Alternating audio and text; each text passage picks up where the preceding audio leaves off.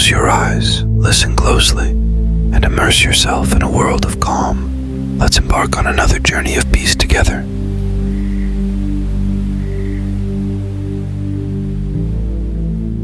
Imagine a time long, long ago, when gods and mortals walked the earth together. A time of heroes with unimaginable strength and cunning, and of fantastical creatures that whispered in the wind. This is the story of the Trojan War, a legendary clash that shook the very foundations of the ancient world. Settle in, close your eyes, and let me transport you back to a time of fierce battles, heartbreaking love stories, and the cunning schemes of gods and men. We'll journey to the shores of Greece, where a fleet of 1,000 ships sail, carrying the hopes and dreams of a mighty army. We'll stand on the ramparts of Troy, a magnificent city protected by towering walls, and hear the whispers of war on the wind. This is a tale of love and loss, of courage and betrayal. So, sit back, relax, and prepare to be swept away by the timeless saga of the Trojan War. Chapter 1. A Cauldron of Chaos brews for Troy. Imagine, if you will, a colossal wedding, the likes of which you've never heard. All the bigwigs of Mount Olympus were invited. Zeus, the king of the gods, with his thunderous beard, Poseidon, the sea wrangler, with his trident poised, and even the lovely goddesses Hera, Athena, and Aphrodite shimmering in their finery.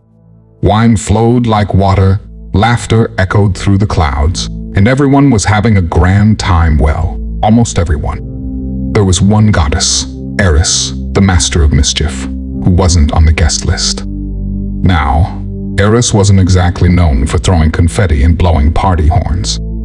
In fact, she thrived on chaos. So, what's a troublemaker goddess to do at a wedding? Why? Crash the party, of course, but not in any ordinary way. Eris snuck in, a sly grin on her face, and rolled a golden apple right into the middle of the festivities. This wasn't your average supermarket apple, mind you.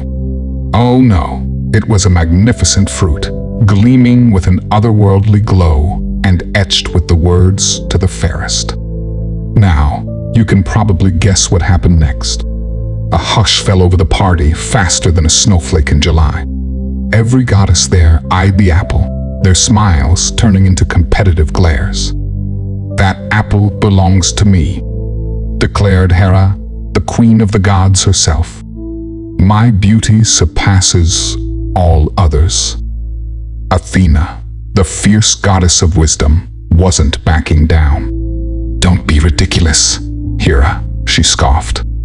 "My sharp mind and battle prowess make me the true beauty." Aphrodite, the goddess of love, simply sashayed forward, a confident twinkle in her eye. "Need I even say a word? My charm is undeniable." A full-blown goddess brawl was about to erupt, threatening to turn the wedding cake into crumbs and the champagne into a fizzy flood. Thankfully, Zeus, ever the peacemaker when it suited him, intervened. A fight between these powerful goddesses could have disastrous consequences. But how to settle this squabble over a celestial fruit?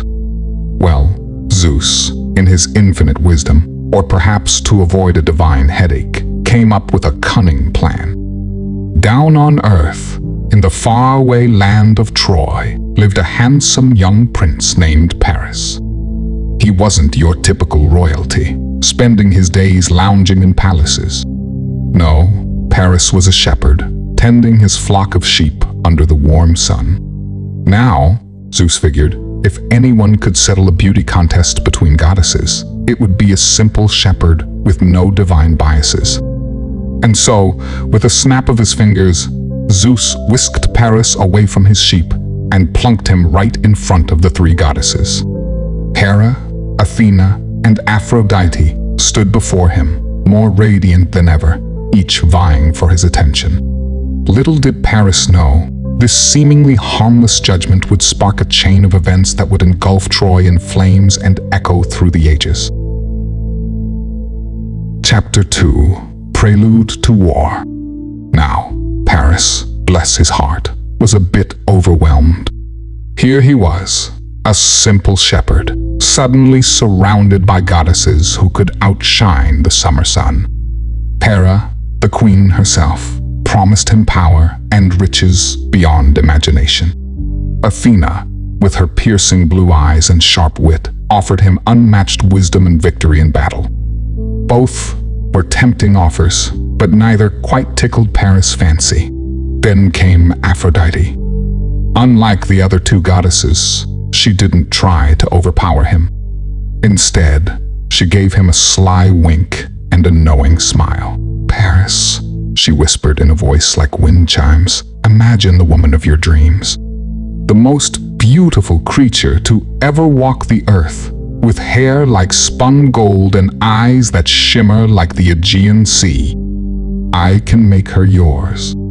Paris, needless to say, was hooked. This wasn't just power or knowledge. This was love, the stuff of songs and poems. Blinded by this promise, he declared Aphrodite the winner, earning a grateful smile from the goddess of love. Now, Aphrodite wasn't exactly known for keeping promises without a little mischief. As it turned out, the most beautiful woman in the world had a name: Helen. She was the wife of Menelaus, king of Sparta. Aphrodite, true to her word, hatched a cunning plan. She arranged for Paris to travel to Sparta, disguised as a peaceful ambassador. Menelaus, a gracious host, welcomed Paris into his palace, unaware of the Trojan prince's true intentions. Now, some say Helen was completely swept off her feet, a helpless pawn in Aphrodite's game. Others whisper that she, tired of a life confined to the palace walls, saw in Paris a chance for adventure. Whatever the truth, by the time Menelaus returned, he found his palace empty and his wife gone. Paris, with Helen by his side, had set sail for Troy, leaving behind a trail of fury and heartbreak. Menelaus, enraged by the betrayal, roared like a lion. He called upon his brother Agamemnon, the mighty king of Mycenae, to gather all the Greek heroes Achilles, Odysseus, Ajax for a war unlike any the world had ever seen. They would sail across the Aegean Sea, lay siege to the mighty city of Troy, and reclaim Helen, the face that launched 1,000 ships. Little did they know, the Trojan War would be a bloody conflict that would shake the very foundations of the world. Chapter 3: The Trojan War, a decade of fury. The betrayal of Helen ignited a firestorm across Greece. Menelaus, his heart burning hotter than a blacksmith's forge, roared for vengeance. His brother, Agamemnon, king of Mycenae, a man with ambitions as vast as the Aegean Sea, readily agreed. This wasn't just about a stolen wife. It was a chance to flex Greek might and claim everlasting glory. A call to arms echoed throughout Greece. Heroes, the likes of whom the world had never seen, answered the summons. There was Achilles, the invincible warrior with a temper as volatile as a volcano. Odysseus, the cunning strategist with a mind sharper than any sword. Ajax, the mighty warrior with a shield so large it could block out the sun. From all corners of Greece, these heroes gathered, a magnificent army fueled by rage and the promise of glory. Their destination? Troy, the mighty city perched proudly on a hill, its towering walls gleaming like a defiant fist raised to the sky. The Greeks, 1,000 ships strong, crossed the wine-dark sea, their hearts pounding with anticipation for battle. Upon reaching the Trojan shore, they unloaded their fury in a thunderous roar, demanding Helen's return.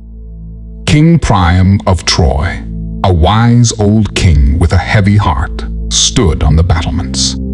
He knew the folly of war, the terrible price it exacted in blood and tears. But he also wouldn't surrender to these invaders, not while his son Paris held the woman he loved. And so, the gates of Troy slammed shut, a resounding boom that echoed the start of a 10-year siege. For a decade, the beaches of Troy became a battleground. The Greeks, frustrated by the city's seemingly impenetrable walls, launched attack after attack, only to be met by the fierce Trojan defense. Leading the charge was Hector, Paris' older brother, a warrior of unmatched skill and courage. Hector, with his unwavering loyalty to Troy and his family, became an insurmountable obstacle for the Greeks. Each day brought a new clash of titans. Achilles, the invincible warrior, stormed the battlefield like a raging bull, mowing down Trojans with his unstoppable spear. Ajax, the shield-bearer, stood firm against the Trojan onslaught, a living wall against Hector's might. Every battle was a clash of legends, each swing of the sword etching stories of bravery and sacrifice into the very fabric of time. Yet, despite their valiant efforts, the Greeks remained locked outside the Trojan walls. 10 long years stretched into an eternity of frustration. Their once mighty army began to dwindle, their supplies grew thin, and whispers of doubt began to creep in. Could they ever hope to breach Troy's defenses and reclaim their prize? Little did they know, the cunning Odysseus was already brewing a plan, a daring scheme that would change the course of the war forever. Chapter 4: Divine Intervention, a playground for the gods. While mortals slogged it out on the dusty battlefield, a far grander drama unfolded on Mount Olympus. The gods and goddesses, never ones to miss a good brawl, had taken a keen interest in the Trojan War. Zeus, the almighty king, surveyed the conflict from his golden throne, a bored expression etched on his face. Frankly, he found the whole thing a bit tedious. Humans squabbling over a woman? How very human. However, the other gods weren't so indifferent. Hera, the ever-jealous queen, couldn't resist an opportunity to undermine Paris, the man who dared choose Aphrodite over her. Naturally, she sided with the Greeks, her fiery spirit itching to see Troy crumble. Athena, the goddess of wisdom and warfare, saw the conflict as a grand chessboard, a chance to test the mettle of heroes and witness the clash of strategies. She, too, threw her weight behind the Greek cause. Meanwhile, Aphrodite, lounging on a cloud of rose petals, watched with amusement. A touch of chaos, a dash of forbidden love, this war was her masterpiece, playing out exactly as she planned. She wouldn't let the Greeks have all the fun. She whispered sweet nothings into Ares' ear, the impulsive god of war. And soon he was roaring with bloodlust, eager to join the fray on the side of the Trojans. The battlefield became a playground for the gods. Poseidon, the sea god, with a flick of his trident, would churn the seas, making it difficult for the Greeks to land reinforcements. Apollo, the sun god, would bathe the Trojans in golden light, bolstering their courage. Mortals, locked in mortal combat, were oblivious to the divine puppeteers pulling the strings of fate. Battles became even more spectacular, with heroes dodging arrows that seemed to have a mind of their own, and spears finding their mark with an uncanny precision. Achilles, fueled by Athena's whispers of glory, became an unstoppable force, while Hector, blessed by Apollo's protection, emerged unscathed from seemingly fatal blows. The war, already brutal, took on a new dimension, a deadly ballet orchestrated by the whims of the gods. This divine interference, however, wasn't without its consequences. The gods, in their eagerness to tip the scales, angered Zeus further. He thundered from his throne, threatening to strike down any deity who dared disobey his command of neutrality. Yet, the thrill of the war, the intoxicating mix of human bravery and divine power, proved too tempting for some. The gods, it seemed, were just as susceptible to the allure of conflict as the mortals they manipulated. The Trojan War was a human drama, fueled by love, rage, and ambition, but it was also a celestial game, with the fate of heroes and empires hanging in the balance. Chapter 5. The Trojan Horse, a web of lies and wood. The Trojan War had stretched on for a decade, a grueling stalemate that tested the patience of gods and mortals alike. The once mighty Greek army, their spirits dampened by the seemingly invincible Trojan walls, began to question the entire endeavor. Whispers of abandoning the siege and returning home with empty hands swirled through the Greek camp. It was then that Odysseus, the cunning hero known for his sharp mind and even sharper tongue, emerged from his tent, a glint of mischief in his eyes. Unlike his fellow warriors, consumed by frustration, Odysseus saw an opportunity in the stalemate, a chance to crack the seemingly unbreakable Trojan shell. Gathering the Greek leaders around a crackling campfire, Odysseus unveiled his audacious plan, a plan so daring, so outlandish, that it just might work. He proposed building a giant wooden horse, a colossal monument that would dwarf any structure ever seen before.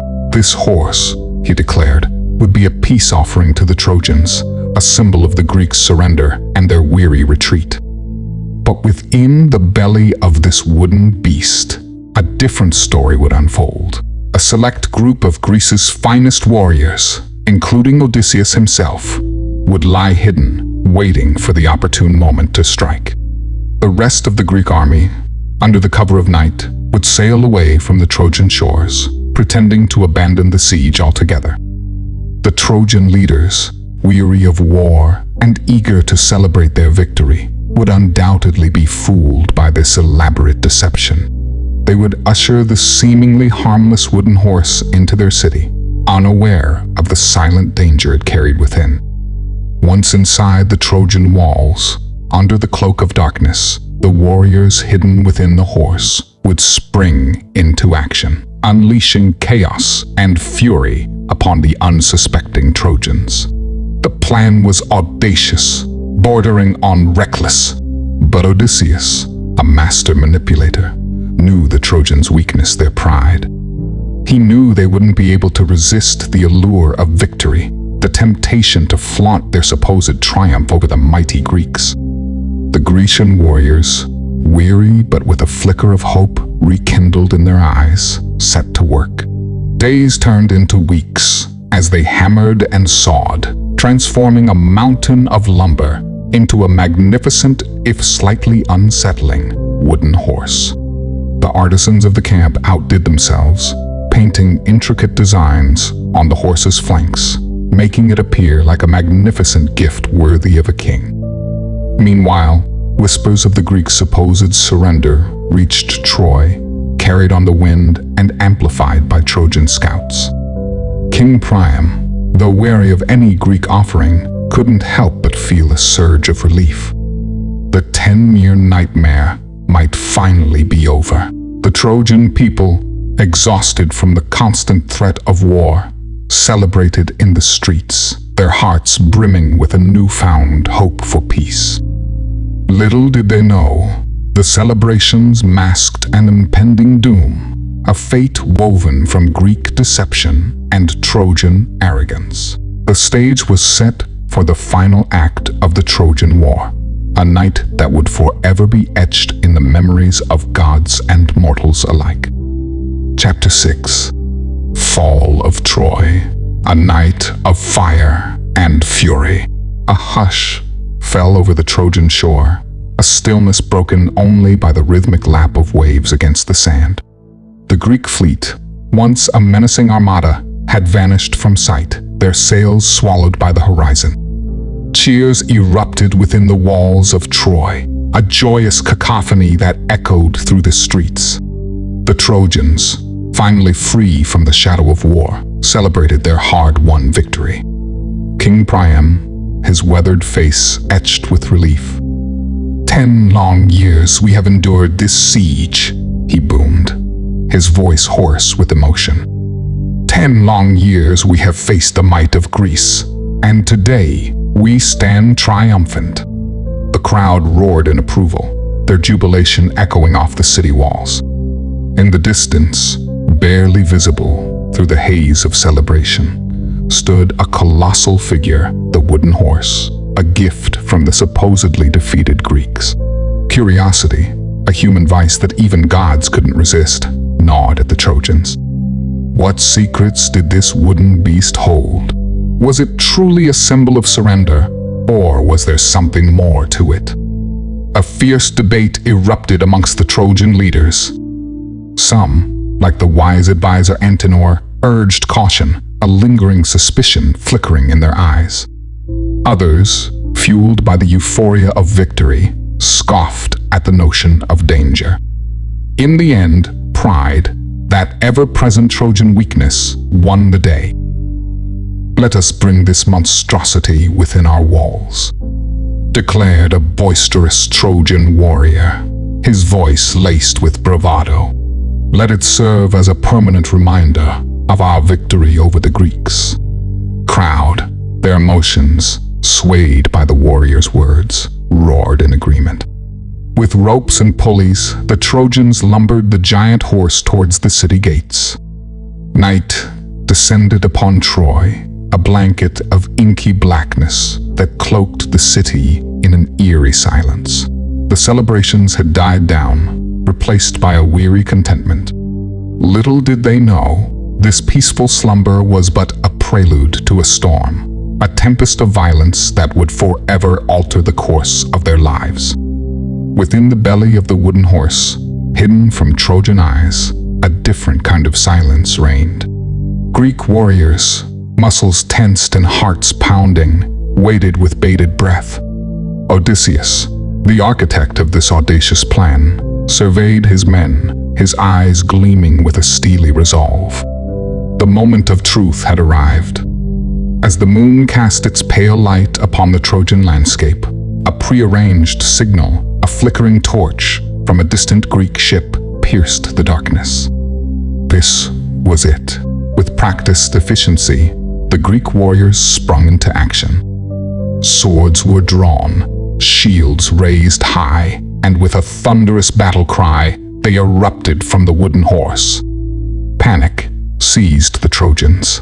The supposedly peaceful offering had become a Trojan horse, in the truest sense, a vessel of death and destruction. Guards were cut down before they could raise an alarm. The city gates flung open, and the remaining Greek army, alerted by the prearranged signal, surged through the breach like a raging tide. The night was filled with the sounds of clashing steel and screams of terror. Hector, the Trojan hero who had tormented the Greeks for years, fell to Achilles in a final, bloody duel. King Priam, a frail old man caught in the chaos, was slain by a ruthless Greek soldier. Houses burned, their flames licking the night sky, casting an ominous glow on the scene of carnage. By dawn, Troy, once a proud and mighty city, lay in ruins. Smoke billowed from smoldering buildings. The stench of death hung heavy in the air. The streets, once bustling with life, were now littered with the bodies of Trojan warriors, innocent civilians, and even children. The Greeks, their vengeance fueled by a decade of frustration, had exacted a terrible price for Helen. The fall of Troy was a pivotal moment in Greek mythology, a testament to the destructive power of war, pride, and human ambition. The once glorious city became a cautionary tale, a reminder that victory often comes at a devastating cost. As the Greek ships sailed away, Laden with spoils and the ghosts of countless lives lost, the smoldering ruins of Troy stood as a stark monument to the folly of war. Chapter 7. Aftermath, Echoes of War. The jubilation of victory over Troy quickly faded for the Greeks. As they set sail for home, laden with spoils and heavy hearts, they knew their journey wouldn't be smooth sailing. The wrath of the gods, angered by the Trojan War's bloodshed, loomed large. Poseidon, the sea god, whose city of Troy lay in ruins, churned the seas with his mighty trident, sending monstrous waves crashing against the Greek ships. Whirlpools threatened to swallow them whole, and hideous sea serpents with razor-sharp teeth emerged from the depths, attacking unsuspecting sailors. Zeus, the king of gods, remained furious at the blatant disregard for his neutrality. He unleashed storms of unimaginable fury, tearing sails to shreds and tossing ships like toys. The Greeks, once united in their pursuit of vengeance, now faced a new enemy, the wrath of the very gods they had sought to appease. Among them, Odysseus, the cunning hero who masterminded the Trojan Horse, faced a particularly arduous journey. Blown off course by storms and assailed by vengeful monsters like the six-headed Scylla and the whirlpool-dwelling Charybdis, his journey home stretched into a decade-long odyssey, filled with perilous encounters and near-death experiences. His tale, filled with fantastical creatures and cunning escapes, would later be immortalized in Homer's epic poem, the Odyssey. Meanwhile, Helen, the face that launched 1,000 ships, finally returned to Sparta with Menelaus. Whether she was a helpless pawn in Aphrodite's game, or a woman who actively craved adventure, remained a mystery. Back in her palace, she resumed her role as queen, the cause of a devastating war, now living a life of relative peace. However, victory often comes at a steep price. The Greek heroes, hailed as champions upon their departure for Troy, returned broken men. Achilles, the invincible warrior, met his end not on a glorious battlefield, but by a poisoned arrow that found its mark on his heel, his only weakness. Ajax, the mighty shield-bearer, consumed by pride and madness after being denied Achilles' armor, took his own life, his suicide a stark reminder of the war's psychological toll. The Trojan War, a conflict ignited by love, betrayal, and divine intervention, left a trail of destruction in its wake. Cities lay in ruins, families mourned their fallen warriors, and the once mighty Greek heroes returned home, forever changed by the horrors they witnessed. The war's echoes resonated for generations to come, serving as a cautionary tale of the devastating consequences of human ambition, divine meddling, and the insatiable thirst for vengeance. Chapter 8. Conclusion, a legacy etched in stone. The Trojan War, though a brutal conflict confined to a single generation, cast a long shadow over the ancient world. Its tales of heroism, love, betrayal, and the wrath of gods echoed through the ages, becoming the lifeblood of Greek mythology. Bards and storytellers, inspired by the war's epic sweep, weaved these tales into a rich tapestry of myths and legends, ensuring the Trojan War's place in history, even if not always factual. Foremost among these tales are Homer's epic poems, the Iliad and the Odyssey. The Iliad immortalizes the rage of Achilles and the 10-year siege of Troy, capturing the battlefield's chaos and the bravery of heroes on both sides. The Odyssey, on the other hand, chronicles Odysseus' arduous journey home, a testament to human resilience and the perils one faces in the face of divine anger. Beyond these epics, the Trojan War became a wellspring for playwrights, sculptors, and artists. The battles, the love stories, The tragic downfalls of heroes all were depicted in breathtaking detail, a constant reminder of the war's enduring impact. But the Trojan War wasn't just a source of entertainment. It served as a powerful symbol, a cautionary tale passed down through generations. The war's devastating consequences, the ruined cities, the countless lives lost, and the shattered families became a stark reminder of the perils of unchecked pride, the destructive power of war, and the bitter fruit of vengeance. The story of Paris' abduction of Helen, the rage of Menelaus, and the subsequent Trojan War served as a stark warning against the allure of forbidden love and the impulsive actions it could ignite. The unwavering loyalty of Hector to his brother and his city, even in the face of certain defeat, became a symbol of unwavering devotion. The cunning of Odysseus, his resourcefulness and unwavering determination to return home, resonated as a testament to human resilience. The Trojan War, though a conflict long past, continues to resonate with us today. Its timeless themes of love, betrayal, war, and heroism remind us of the complexities of human nature and the enduring power of storytelling. As we delve into these ancient myths, we gain a deeper understanding of ourselves, the choices we make, and the consequences that follow. That's the thrilling and sometimes heartbreaking tale of the Trojan War. If you enjoyed this journey through Greek mythology, be sure to hit that subscribe button and like this video to let us know you want more epic stories. Remember, the world of ancient Greece is full of adventure, so why not keep exploring? Thanks for listening.